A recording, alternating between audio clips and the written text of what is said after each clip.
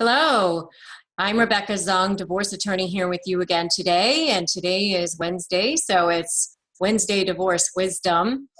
As many of you know, I spent nearly 20 years in the trenches as a divorce attorney myself. And I've also been divorced once myself, so I've had the fun of going through that trauma on a personal level as well. And I've been honored to be recognized as one of the top 1% of divorce attorneys in the country. And it is my pleasure to bring you this information so that my mission can be fulfilled, and that is to make sure that everybody has access to the best information in family law. So today, my topic is going to be how to deal with difficult exes in divorce. And this is one that can make an already very traumatic process even more traumatic. So the reasons can vary greatly as to why somebody might be difficult. Maybe they're the person who was quote unquote abandoned and they feel aggrieved in some way. And so therefore they have these thoughts like, I'm not going to let you get out that easy, or you need to pay for, hurting me, something like that. Another reason might actually be that the person genuinely has a personality disorder of some sort. I recently, one of my friends recently, who's a very excellent doctor, explained to me that what borderline personality disorder actually means. And what she said was, it's not the borderline between normal and not normal. She said it's actually the borderline.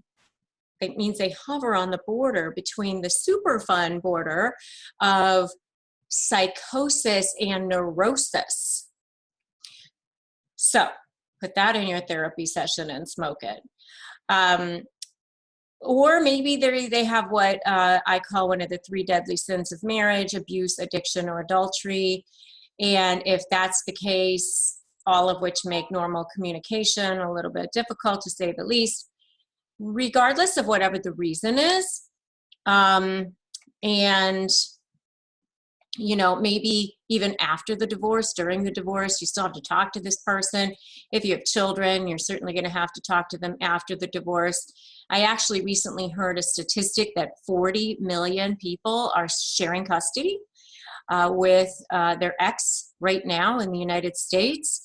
And the average length of time for having to share custody is 10 years. So it was a long, long time. Especially if you don't like your ex very much, or if murder is passing through your mind as a, rational way to handle the situation from time to time. So maybe you need some tips on how to communicate a little bit more effectively. So what can you do? Number 1, you can minimize the time that you're communicating with your spouse, your ex-spouse or soon-to-be ex-spouse. So the ways that you can do that are put some controls on the situation. There are apps out there like Our Family Wizard. There's others where there can be controls on the situation. In other words, you can give the login information to judges, therapists, lawyers, whoever you want, and then that person can go in there and monitor the communication. If your soon-to-be ex or ex is a narcissist, this is especially effective because the narcissists generally, while they don't mind unleashing all of their wrath on you when it's just the two of you, they don't want to look bad. So that's a good way to get them to kind of be in check. Number 2 is take away the prize. And what do I mean by the prize? I mean the prize of getting you all worked up, the prize of, sucking you into the drama, getting you to, react, making him or her think they got to you, or all of the above. But you get the point. So the opposite of all of that is to keep calm, smile, put things in writing if you can. If it's a text or an email, remember that everything is a potential trial exhibit. So as you're writing your stuff, just picture the judge's face, like right over your shoulder, watching you. And just think to myself, you know, will I be okay with seeing this again if it ends up, you know, in court? And yes, I know you don't want to go to court, but no one does. And the court systems are totally backlogged. So what does that tell you? It means that you better be safe than sorry, and just be careful and make sure, you know, hey, you may end up there, you may not, but at least you'll be ready. And you won't be giving them ammunition to use against you that way. If you have time to respond, like you're not in a conversation, you're a text or an email, maybe give yourself some time to respond. Make sure it's calm, deliberate, not emotional, that sort of thing. Number 3, minimize unnecessary contact. This kind of goes along with the controls that I talked about.